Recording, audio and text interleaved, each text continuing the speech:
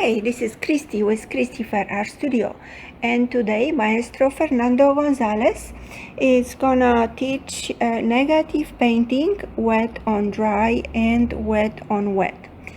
He's starting with two rectangles. He's using watercolor paper, cold press 200 grams.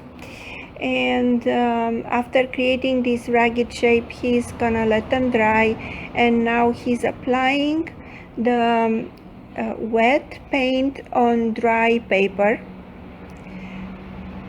and on the bottom he will add first clear water, and then on the water he's gonna add the paint. So you will notice that the way it dries, it's slightly different. Practicing these very simple techniques is gonna improve your paintings. They are basics, but many people try to cut the corners and not learn or practice the basics.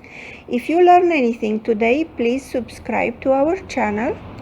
And if you are interested in a longer workshop, take a look at our website, cristifairart.com, and send us an email or contact us on the bottom of the video.